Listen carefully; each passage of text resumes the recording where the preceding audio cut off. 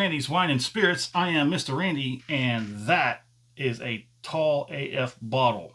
It does not fit on any of my shelves, so since I brought it home, it's been sitting roughly where you see it now.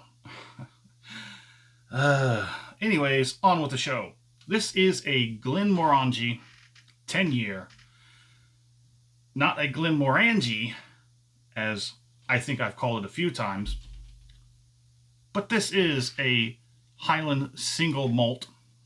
As you can see from here, I think we might have shown it before. 10 years aged in bourbon casks.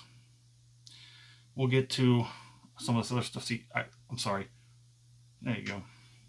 I think I might have shown all this before, but just one more time for posterity. Let's go ahead and get a pour on, shall we? Pretty nice cap. Natural cork. We are starting to move away from the natural corks in preference. We all have some issues with those, but that's another video. So, this is chill filtered. There is color added. But, as I have it on good authority, that there are expressions of the 10-year variety that are somehow more special. Maybe there's cask strength, maybe there's something else. These other special expressions, they are claiming to not be chill filtered and to not have color added. I've not gone far enough into the information pool of this brand. So this is my first entry. So this does come in at 43% ABV, and Mr. Randy paid just under $53 out the door. Now, I have it under very good authority once again that the 10-year is being phased out and everything is being poured into the next step up, which is the 12-year. And there are several other expressions like triple cask and so on and so forth. They're a pretty big distillery. You may have heard of them. Let's get a look at that color. That's a very beautiful color. And that's one of the very big things that I heard a lot of people talk about the Glenmorangies. Let's get this on the scale, Mr. Randy's handy dandy whiskey color scale, and this is going to hit at a deep gold or a pale brown, somewhere around there. All right, let's get under the nose. So it is very mellow. It's very creamy and sort of a soft vanilla. To Mr. Randy, there's two different types of vanilla. There's that high spiky punchiness, and then there's that soft mellow vanilla. So you get the citrus is definitely in there. Yeah, there's some honey in the background. So creamy, soft, vanilla, citrus, honey.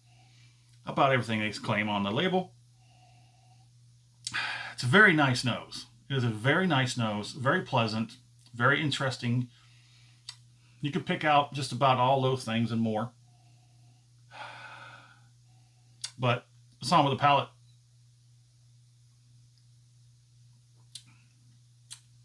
Okay, so this bottle is one of those very few that is a very different whiskey when it's halfway through. That is because it's got more room to open up at halfway, which is really why Mr. Randy waits until he gets to the halfway point to give you a good review. Now, I've also incorporated another type of videos called the Revisited. Now, I do believe truly to have it revisited, it must be a second bottle, but maybe I should call the series something else, because when it gets down to the last few pours, I want to know and be able to tell you, is this part of the bottle as good as this part of the bottle, and what about the top? So we'll take you along the way, the entire journey with Mr. Randy. So the palate is also warm. It's kind of a weird warm that I've not experienced in Scotch. Sometimes you get that warmth. I'm not talking about the back. I'm talking like the whole mouth palate is this soft warmness to it.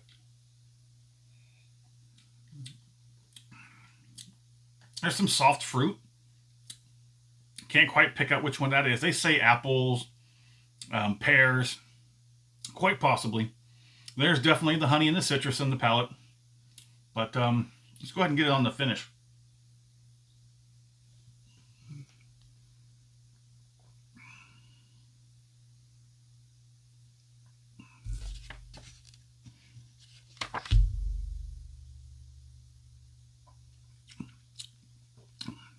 It's got some interesting legs on that one. So, the finish. It's got this bitter citrus. That's the best way I can describe it. A bitter citrus. And the finish is moderately long.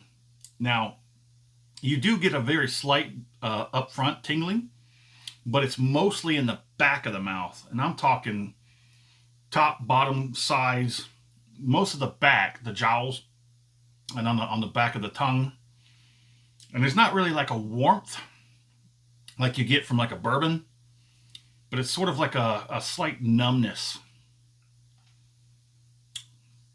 It's not quite in the field of being warm, quote unquote. So I really do feel like the finish is where it falls apart, because I gave it a good nose. I gave it a pretty decent palate. And the finish is where I believe it just kind of falls apart for me.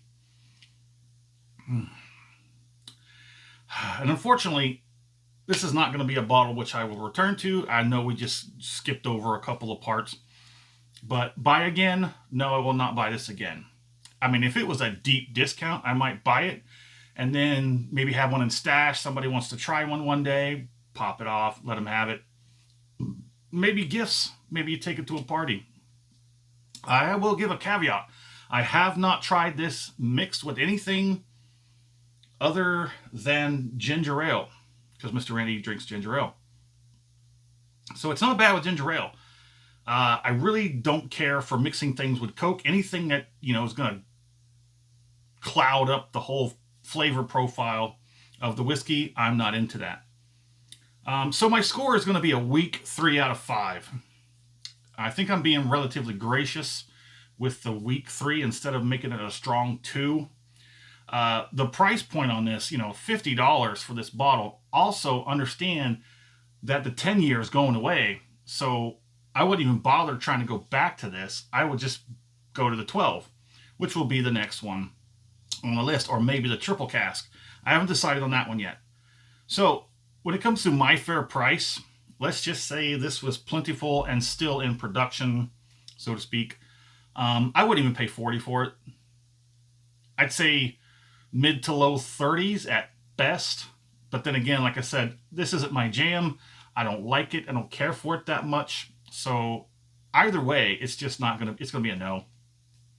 Well, tell us what you think in the comments. Any suggestions? Let us know. And as always, thank you for stopping by here at Mr. Randy's Wine and Spirits. I am Mr. Randy. You have a good one.